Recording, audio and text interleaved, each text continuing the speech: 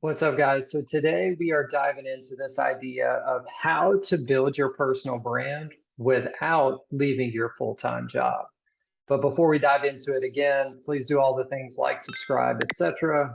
You know the drill. Help us reach more people with this content on YouTube. So representing today, obviously, brand builder, the BBG or Brand Builders Group swag. And so we wanted to kind of dive in and dissect this idea of, how do I pursue my passion? How do I kind of push down this path in my personal brand and building it out without leaving my full-time job? And what's interesting is there's so many people out there that are, find themselves in this position of, hey, I've got my full-time gig, my 9 to 5 or whatever, it pays the bills, but I don't love doing it, right? Like that's not my thing. And I feel like I need to do this other thing. I'm not sure what to do. When do I exit? How do I exit? How do I do it ethically, to kind of like pursue this other thing while I'm getting paid to do this thing, right? The struggle is real, right? Like that you want to, we're definitely not going to encourage anything that's unethical here. So the key is, how do we think about this? How do we navigate it? And what's interesting is that as I think about this, and I even go back to, my journey back, a long time ago. I started off in the public sector. Straight out of high school, I was a computer science major. I was doing all kinds of nerdy things with programming and system architecture design, database administration, like all this high tech stuff. And I loved it. And I came into the public sector and worked for state government, and it was awesome. I got exposed to so many great people, so many great things, and several years in, right, and ultimately that's where I cut my teeth on a lot of things, and understood how to manage large teams, understood how to manage large scale enterprise systems, so like solving big problems, real problems, and it was great. And that ultimately, that space and that being able to go deep into different sets of technology helped me see an opportunity in the market, right? There was a problem that wasn't being solved through some technology, and it was through that work that I saw the opportunity and ultimately had the entrepreneurial passion within me to pursue it. And so, that set me on this journey of, kind of writing software on my own time at night, late nights, weekends. I mean, it's real, right? And ultimately built that software out, started a company around it, licensed it, sold it, etc. Like that. That's kind of part of my journey. But I say all that to let you know that I understand, right, what this is about. And what I want to kind of like share is at the heart of this is that, one, we want to be ethical about it, but two, we want to be strategic about it. And so the way I look at it is there's kind of this continuum. And on one end, right, is this idea of you're doing what you hate doing and your life is miserable, right? We don't want that, right? That's not a good place to be in, right? But on the other extreme is that you are, doing what you love doing, but you can't pay the bills, right? So like, okay, on one hand, like it's great, like I'm doing what I love doing, but it's not sustainable, right? And so the trick here is that you don't need to kind of shift too far in either direction too quickly, right? This is a kind of a gradual transition if you want to be tactical about it. If you're okay to take the risk, let's say you're over here on the left of saying, hey, I'm in a job that I don't love. I'm trying to look at how to exit, and I'm excited about the risk. I've saved up a bunch of money. I'm willing to take the risk. Like, yeah, you can take the leap, right, and go start your own thing and exit and bounce and like like that's fine, right? If you're willing to take on that risk for you and your family, whoever else is involved. But most people want to be more tactical about it. And what's really cool is, and I'm gonna kind of share my screen here and kind of diagram this out because it's a little bit easier to. So what we said over here was this extreme was, you know, like, like you hate your job, right? You're in this full-time job. And then, let's say FTE, full-time employee. And over here, you are, this entrepreneur, solo entrepreneur. But equally, you may think you're loving it, but if you're not careful, you can also hate that, where it's like, man, I'm pursuing my passion, I love it, but it's hard. I can't make any money. Like, it's now stressing me out. It's causing problems, at the home, or like whatever, right?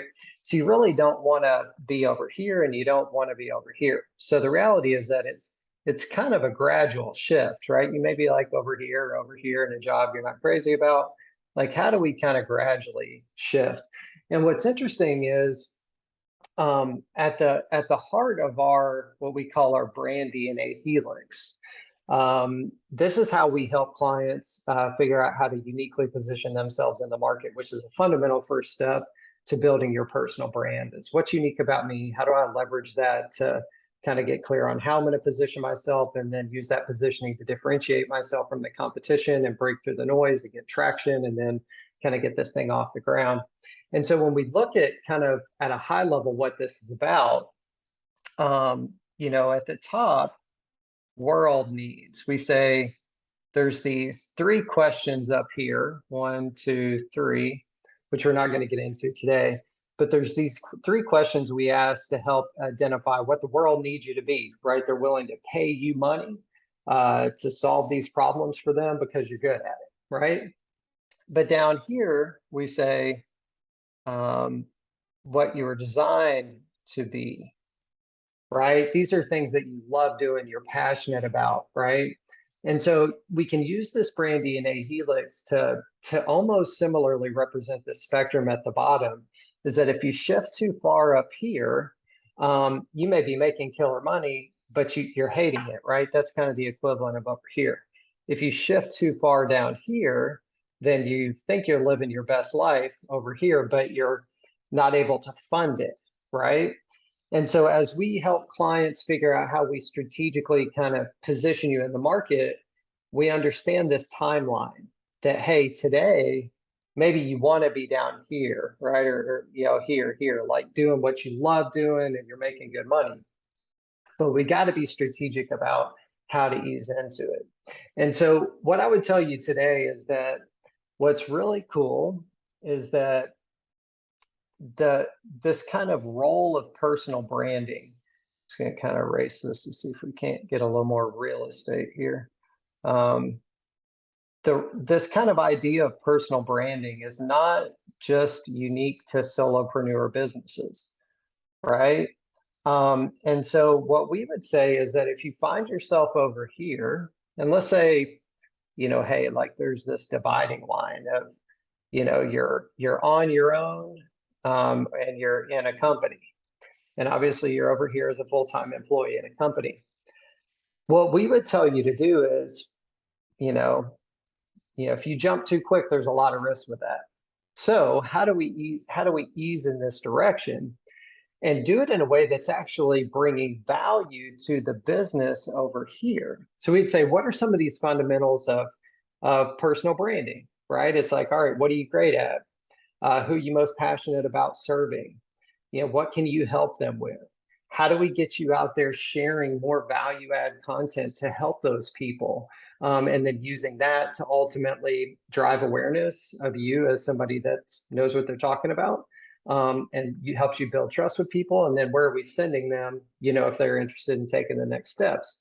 So ideally, if you're smart about this, is that even when you're over here, you would be leveraging some of these personal branding best practices to build your personal brand, but you're building it within the context of the business you're at. And if you need to shift into a different role, right, within that company to open you up to do more of this because you're passionate about it, right? Maybe you started over here in a position you definitely wasn't the right fit, right? So maybe it's like the first step is, hey, I'm interested in doing some of this stuff that gets me out front a little bit more, helps me share what I'm passionate about, helps me talk with people more, helps me use that influence to build my platform, drive traffic, etc. Can I maybe shift into a slightly different client-facing role or whatever it may be? So maybe that's step one, is you're not bailing on the company. You're making a strategic shift internally to be able to practice some of these personal branding best practices. All right. And so what's cool is not only does that fill you up, right? We're moving more in this direction of, getting to do more of what you love. You were designed to do this, etc. Right? While at the same time mitigating risks. And thirdly, bringing a ton of value to the employer you're working for, right? So it's win-win-win all the way around. So maybe that's step one. And then, step two is maybe you grow in that, right? You're like, man, this is great. I'm killing it. I'm bringing tons of value to the company. I'm building my platform. I'm building my influence in the industry, right? And so maybe you just move up. Let's say you move up within the company, right? Like you're making more money, you're in a higher role or whatever it is, able to have even more influence in the industry, driving even more traffic and value back to the business you work for, right? And that's great. So it's almost like, hey, I'm building my personal brand, but I'm doing it in the context of the business I work for. And my employers are supportive of that because they're embracing this idea of, personal branding needs to be thought of a little bit more now as a marketing and growth strategy for established businesses. So, hey, who are the people within that are interested in this, want to take it on, et cetera, right? So hopefully you're getting support from within for this.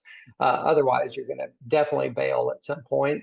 And that's frankly conversation for another day, but that's why you see, like how embracing this idea of personal branding can help with attracting and retaining top talent within bigger businesses. So let's say, that was step one, is getting in a different role. Step two is growing within that role. And what's really cool is if managed properly, you went from over here really not liking what you're doing and thinking about totally bailing to now shifting into a better aligned position, having a lot more impact, scratching this itch, let's say, and delivering a ton of value to the company you work for.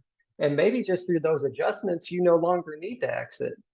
Like, I mean, that's great. Like, if that's what works out best for you and, what you're passionate about, then maybe it stops there.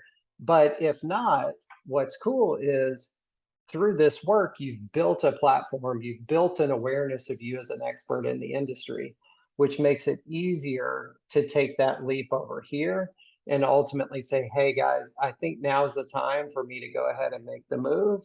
I'm going to be leaving. I'm going to be doing whatever. Now, obviously, pay attention to your non-competes or whatever may be out there that could hamper your ability to leverage your influence to sell back into that market or something.